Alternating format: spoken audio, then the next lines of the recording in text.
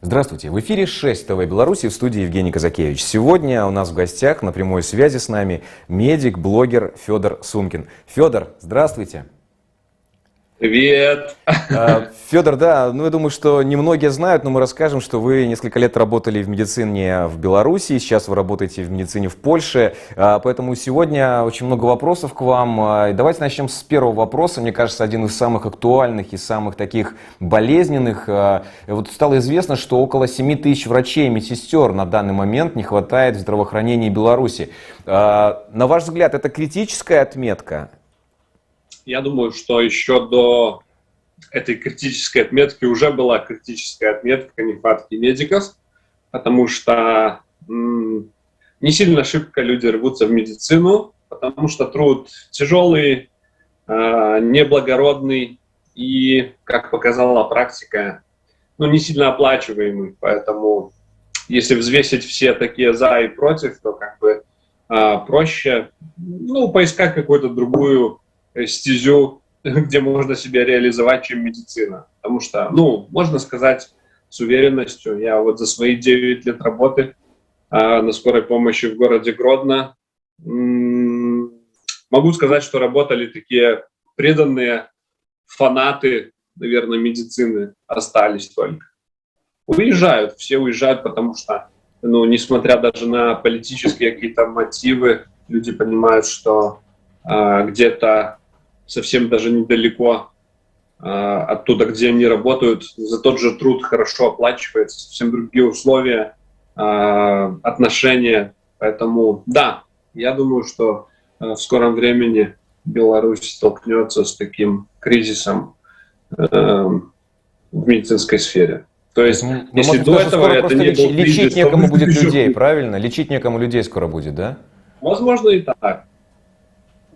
То есть всегда кто-то будет. Наверное, невозможно так, чтобы никого вообще не осталось. Просто те, кто остаются, то есть умножай сразу нагрузку на тех, кто остался. То есть вряд ли денег добавят. Обещать, конечно, обещают, но вряд ли простимулируют как-то лучше. Но факт в том, что если эта нагрузка раньше делилась на какое-то количество людей, теперь это делится на вот этих немногих, кто остался. Угу. Вопрос следующий. А это такой массовый отъезд врачей, это все-таки, на ваш взгляд, политическая составляющая, либо это финансовая составляющая, либо какие-то еще аспекты? Почему такой массовый отток после 2020 года именно квалифицированных медиков из Беларуси начался? Я думаю, что 2020 год стал таким мотиватором, что ли, может быть, к отъезду многих людей, потому что если кто-то раньше, имел в себе какие-то силы, амбиции, податься куда-то дальше, поискать каких-то лучших условий труда, но откладывал до последнего, потому что, может, у кого-то были какие-то, скажем, материальные составляющие, у кого-то была квартира, там тот же молодой специалист там едет на какой-то район, и получилось там в кредит взять квартиру. То есть он уже там осядет и будет работать, правильно, потому что его что-то вяжет. В 2020 году случилось то, что поснимало все эти клеммы, возможно, все эти такие тормоза, которые держали людей. То есть кто-то боялся преследования, кто-то просто устал бояться, кто-то понял, что уже край, то есть сколько можно, И, возможно, невозможно точно. 2020 год стал прям таким стартом для многих людей, чтобы выехать. Чтобы выехать куда-то, где спокойнее, где можно попробовать жить по-другому. Врачи уезжают, огромное количество, нехватка около 7 тысяч человек, и медсестер и врачей, санкции, и проблемы с медикаментами. Как вы считаете, будет ли чем лечить и будет ли оборудование, с помощью которого в Беларуси врачи смогут лечить белорусов, если такие санкции и дальше будут зажиматься и работать? В сумме, если посмотреть уже с перспективы, скажем так, что я некоторое время проработал в Беларуси и сейчас некоторое время работаю здесь, Материальная база очень разнится. Очень разнится, как техническая, так и фармакологическая. То есть проблемы, с которыми сталкивается Беларусь, ну, Европа с ними перестала сталкиваться в 60-е годы. То есть я думаю, что, возможно, даже такая большая пропасть, когда ты смотришь на оснащение какой-то поликлиники, да, или небольшой какой-то частного кабинета, да, и там стоит какой-то кардиомонитор, допустим, и ты так, ну, обращаешь на это внимание, говоришь, вау, классно, и тебе говорят, ну, братан, он старый. Ты такой, в смысле старый? Они такие говорят, ну, это 2000 год выпуска. И вспоминаешь, что, ну, как бы на родине такого не было, да? Ну, то есть банально некоторые вещи, которые здесь уже считаются такими, ну, прям Ну, уж обыденными канувшими в какими-то, лету, да? да, которые стали у каких-то частных фирм, каких-то транспортных организаций, которые перевозками медицинскими занимаются, да. Ты смотришь, говоришь, это клевая аппаратура, этим можно лечить людей, это прям приносит пользу. А они такие, ну, как бы, вот сейчас чуть-чуть еще вот походит, да, и выбросим там.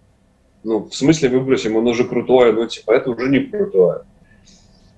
То есть санкции, ну, уже год не живу в Беларуси, поэтому не могу сказать, насколько все плохо, да. Ну, судя по отголоскам, то, ну, скажем так, никогда не было хорошо, не было прям такого жира, да, такого прям, чтоб с излишками, да, что ты сказал такой, вау, ну, типа, этого настолько много, что вот прям, ну, вот, этого достаточно, это можно выбрасывать, да, никогда такого не было.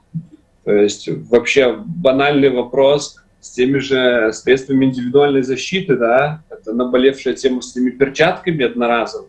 То есть когда ты здесь заходишь в какую-то зону там реанимации или зону приемного покоя, в кабинет к специалисту, там на стенке висит стеллажик такой, и там 3 отсека, в котором вставлено по упаковке этих перчаток разных размеров, да, то есть на женскую руку, на среднюю, на мужскую здоровую лапу, да, то есть ты приходишь, куда бы ты ни зашел, то есть везде висит там дозатор с средством, мыло и вот эти несколько упаковок перчаток, то есть сказать европейскому медику, что, ну, возьми эти перчатки, сполосни, да, и подойди к другому больному, то есть, ну, покрутят пальцем у виска, типа, ну, ребята, вы здоровые, ну, так нельзя, они же одноразовые, они служат для того, что, ну, ты вот одел, тебе тесно в руку, ты ее снял и выкинул, да,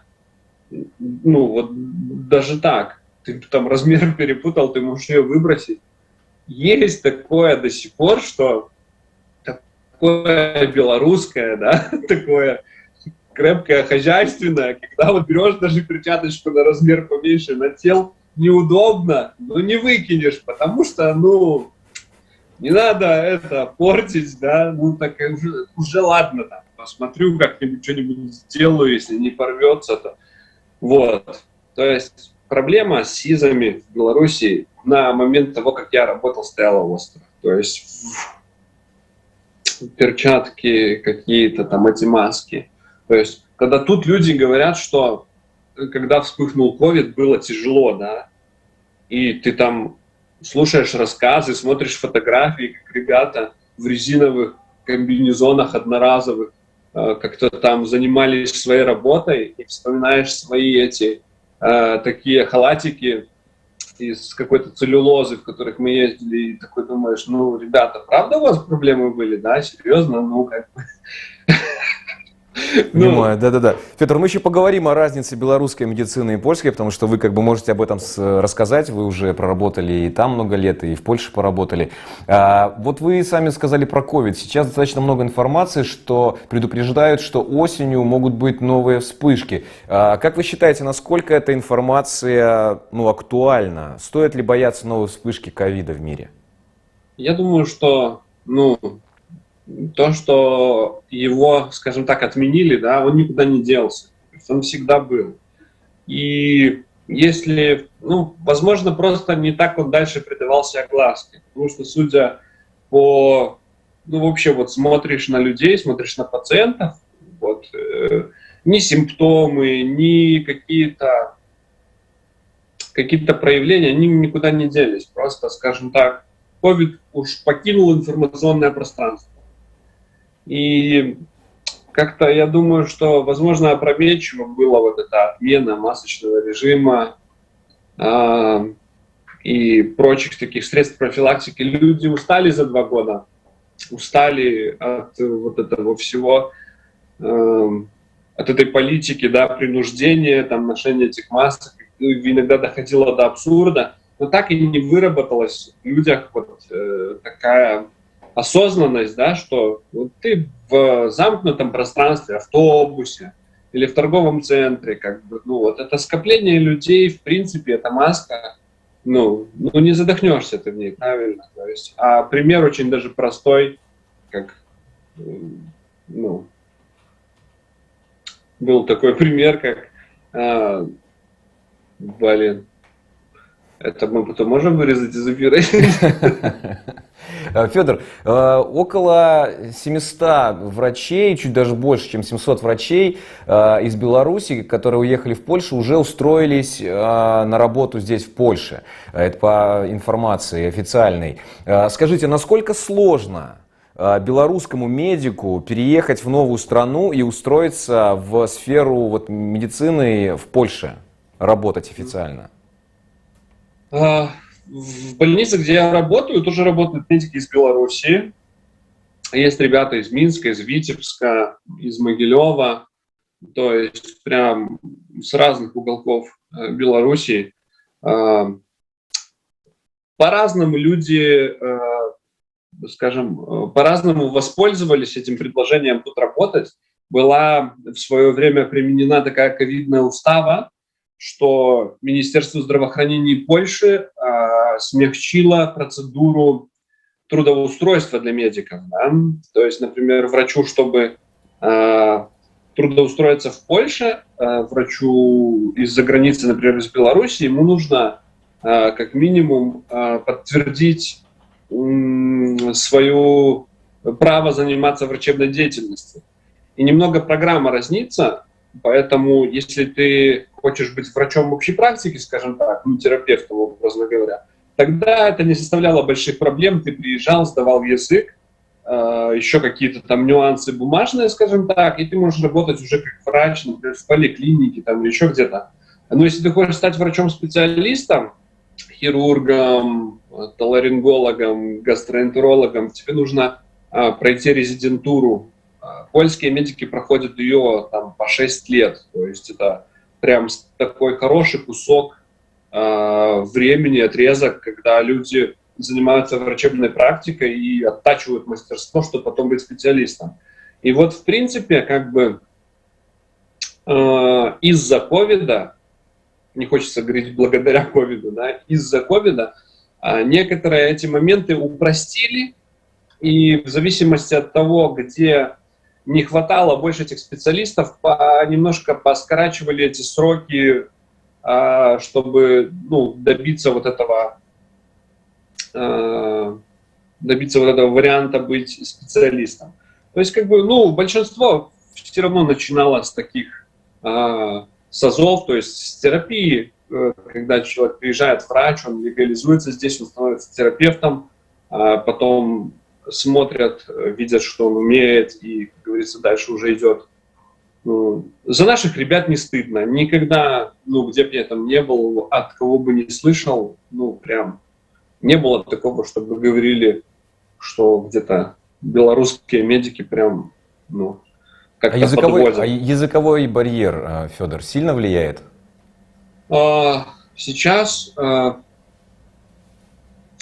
тоже, наверное, по-разному люди выезжали, да, кто-то готовился уехать, кто-то там успел какие-то курсы пройти, кто-то умел уже раньше, да, там имел какие-то там знакомства в Польше или семью, к которой ездил. То есть у каждого по-разному, но как только попадаешь в среду языковую, становится легче учиться. Белорусы, наши ребята, в принципе, старательные, и ну, ты же понимаешь, для чего ты едешь, то есть ты уже кардинально меняешь жизнь, нету смысла как-то, ну, разгильдяйничать, да, и ты же понимаешь, что ты вот, где бы ты ни был, тебе нужно как-то контактировать, да, с людьми в том же магазине, образно говоря, да, или где-то, ну, вообще по жизни тебе нужно поддерживать контакт. А плюс, что твоя работа вяжется с тем, что ты работаешь с людьми, ты должен их как минимум понимать, да, и как минимум ты должен сделать так, чтобы тебя поняли, потому что в магазине ты можешь сказать там, пакет, бутылка, бери, да, там, и кто-то тебя поймет и скажет, ну, о, я приблизительно понимаю, о чем говорю. А когда речь идет о здоровье, как бы, то есть кто-то проходил какие-то курсы, наверное, здесь тоже, кто-то выезжал по программам от, я даже не знаю, эти такие агентства занимаются. Именно медицинским персоналом, да, врачами, да, медиками? Да. И прямо они там занимались тем, чтобы ребята готовились, давали им какие-то тесты. То есть вот, знаю людей, которые переезжали благодаря таким каким-то программам, и вот они там как бы чуть-чуть готовились, да, то есть сейчас очень много ребят из Украины работает, тоже медиков, врачей, среднего персонала, тоже как бы стараются, все стараются, такого не было, чтобы кто-то там ходил, то есть в принципе когда человек старается, даже если он как-то неказисто говорит, то есть, ну, всегда как-то можно какой-то консенсус найти. То есть не было ни разу такого, по крайней мере, мне ухо не било, чтобы кто-то с пациентов сказал, поменяйте мне доктора, потому что я его не понимаю. Как-то все равно договариваются, понимают друг дружку. Плюс всегда есть, ну, когда работаешь в команде, скажем так, кто-то же есть, кто, если не знаешь, можешь спросить. Федор, не могу вас не спросить о финансовом аспекте, потому что вот сейчас есть там, да, размещены объявления, нужны врачи, медработники в белорусских больницах, и зарплата там официально, это все, зарплата там около 1000 белорусских рублей, это без налогов, это для врачей предлагают, и 700 белорусских рублей, это там для медсестер, да, для фельдшеров. Я не прошу вас назвать суммы, но просто насколько они отличаются. Мне вот просто интересно, зарплаты в медицинской сфере в Польше и зарплаты в Беларуси. Как это была такая шутка, что медик всегда работает на 1,5 ставки, потому что на ставку есть нечего, а на 2 некогда. Поэтому работают на 1,5, чтобы это сам. Насколько разница? Ну, я так когда-то услышал такое выражение и думаю, что вот оно прям четко опишет ситуацию. Польский доктор на карточку не смотрит. То есть польский доктор не смотрит на карточку. И если человек специалист уже даже не молодой, ну, молодой специалист, не молодой, то есть всегда немножко есть другая система, у них нету категорий, как у нас, там, 1, 2, 3, но все равно есть стаж, есть свои тут нюансы, и чем больше ты работаешь в медицине, естественно, тем больше получаешь. То есть, как бы, в принципе, если ты средний медработник, то удастся снять жилье, удовлетворить базовые потребности, пропитаться не, скажем так, роллтонами, да, и что-то отложить. То есть каждый с головой к этому подходит. То есть, в принципе, медсестра, ратовник в Польше, они не голодают. Врач точно не голодает. Тут вообще... Федор, да, мы уже вот немножко начали об этом говорить. Хотелось бы, чтобы вы более подробно рассказали отличия с медицинской сферой белорусской и польской. Вообще, как работает польская медицина? Польская медицина, она другая, да, и человеку, который переезжает из Белоруссии, допустим, который попадает в Польшу, и медику, и обывателю по-любому придется столкнуться с некоторыми нежданчиками, да. Первый нежданчик такой, что тут начнем со скорой помощи, да. Скорая помощь не поедет к тебе просто так. А просто так это, ну, когда у тебя температура даже 39, да, когда ты сломал палец, когда у тебя болит живот, когда у тебя, не знаю что, у ребенка там температура 38, она не поедет, потому что это случай, когда ты можешь сам добраться до больницы. И в большинстве своем, ну, понятно, что где-то диспозитор пропустит такой вызов, и к кому-то приедут, но большинство людей услышит в ответ от диспетчера: примите таблетку парацетамола, вызывайте такси и ждем вас в приемном покое. Шпитальный отдел протонковый, сокращенно СОР.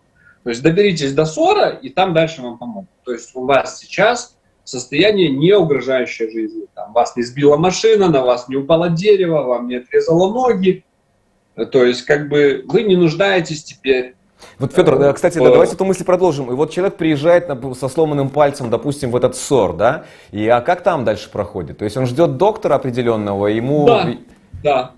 Дальше на СОРе наступает такая процедура, что человек сначала должен зарегистрироваться, он проходит в такую, образно говоря, регистратуру, там у него берут паспортные данные, смотрят по компьютеру или проходят платежи страховочные, там эти ЗУС.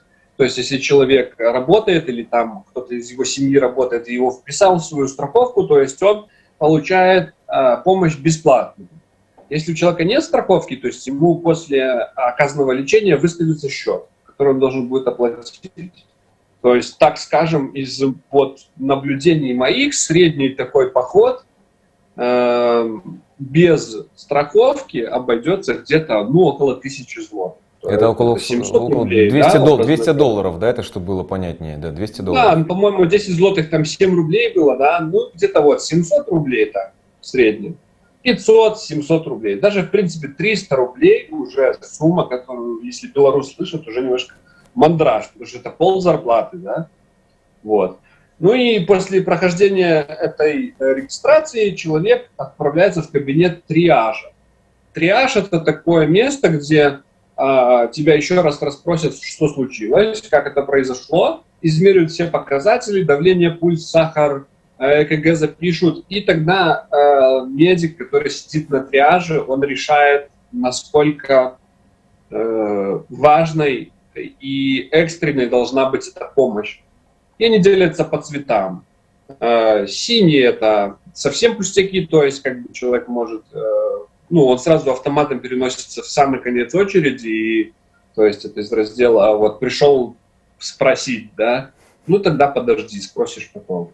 Дальше идет зеленый, я не помню сколько по времени, по-моему, 120 минут к нему может идти врач, только чтобы его посмотреть. Почти 2 часа. 2 часа просто просидеть в очереди, пока на него доктор посмотрит. Дальше идет желтый, там, по-моему, 60 минут или 30.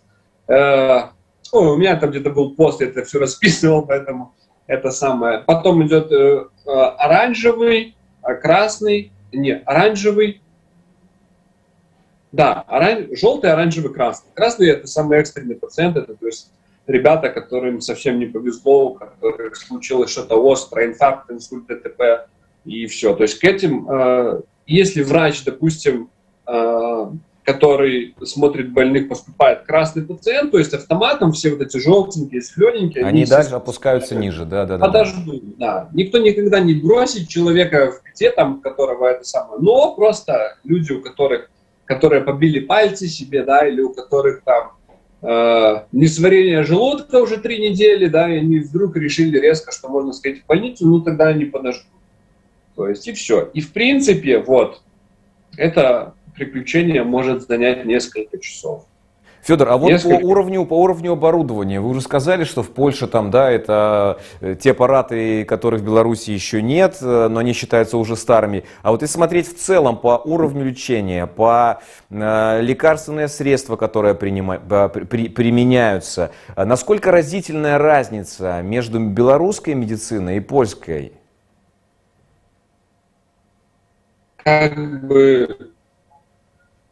Не хотелось этого говорить, да, если где-то есть плюсы. У нас от Белостока до Гродно 70 километров и 3 века разницы. То есть Беларусь – это Польша в 60-е годы, да, скажем так.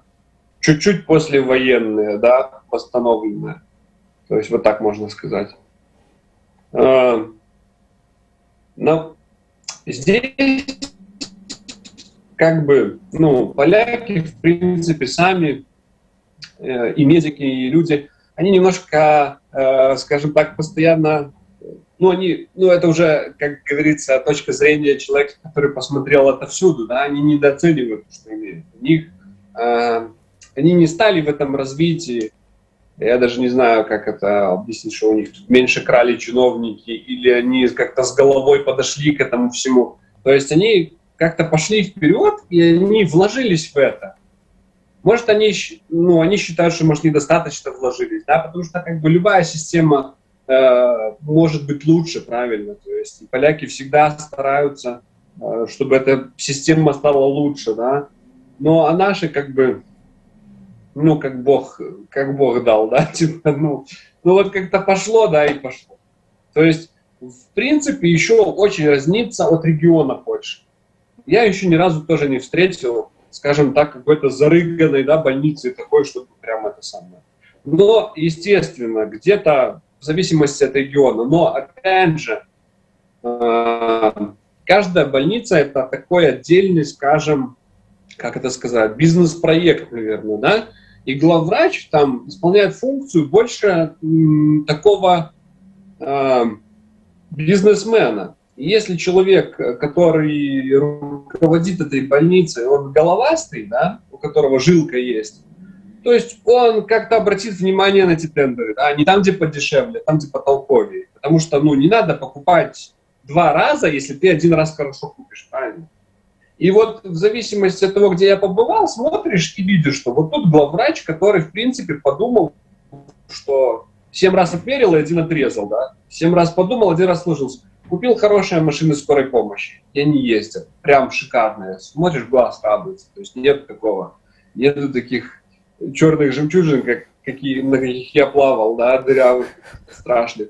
То же самое и с больницей, в принципе.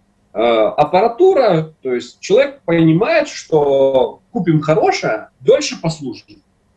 И вот купил хорошее, служит. Люди, которые работают, тоже не убили это, не угробили, потому что они тоже понимают, что, угробим, но не будет, не на чем будет работать. Поэтому с большего как-то берегут, да, и все. И вот, например, некоторая, допустим, даже больница в Варшаве может быть похуже оснащена или, допустим, с теми же стенами ошарпанными быть, чем в каком-нибудь, скажем, Ломже, да. Потому что кто-то, кто заведует этим уголочком, решил, что я тут сделаю прям красиво и все. И то же самое, в принципе, этим же и привлекают, это, скажем, подкупает сотрудников, да. Я тоже посмотрю, что в Гданьске, допустим, есть больница, она классная, там хорошая аппаратура, там нормальный главврач, который не цепляется к ерунде, а я живу там, не знаю, образно говоря, в Кракове, мне в моей не нравится. То есть тут тоже такие происходят, скажем, миграции, да, сотрудников. И это, причем тут не составляет таких проблем, потому что большинство, молодежи в Польше, если не обзавелось своим жильем, то есть тут все снимают, очень много людей снимает, поэтому какая разница где? Захотел, поехал туда. То же самое, это как-то наше больше такое славянское такое, да, все, надо хату построить, все, построю, буду жить. Будь у меня хлебку тоже и машину потом куплю. И все. А тут вот европейский стиль тоже, может, подхода к жизни, да, такой, сегодня работаю, завтра попробую что-то новое, поеду куда-нибудь дальше, взял, поехал, а нету такого, что хату построил, все, теперь будут тут жить все время. Все, засяду в корни, пушу эту землю. Спасибо, Федор, огромное. Да, уважаемые зрители, я хочу напомнить, что Федор в своем инстаграме рассказывает о жизни белорусского медика и о работе в Польше. Поэтому, если вам интересно о том, чем дышит, как живет польская медицина и насколько сильно она отличается от белорусской, пожалуйста, подписывайтесь на Федора. Федор, напомни, как там правильно тебя звать? Подписка бесплатная, это не советская Беларусь, поэтому приходите. А напомни, Федор, как тебя там звать? Федор Сумкин, так и подписывайтесь. Да, так что подписывайтесь в Инстаграме на Федора Сумкина и следите за его постами, и там достаточно много всего интересного. Ну и, конечно же, подписывайтесь на наш канал, ставьте лайки нашему видео. Я напомню, что сегодня в эфире у нас в гостях был блогер, медик Федор Сумкин. Федор, спасибо еще раз за эфир. Всего доброго. Спасибо большое. Ну что ж, я с вами прощаюсь. В студии был Евгений Казакевич. Смотрите с понедельника по пятницу в 21:00 по белорусскому времени 6 ТВ Беларусь. Впереди ждет очень много всего интересного. Бережите себя. Живи Беларусь!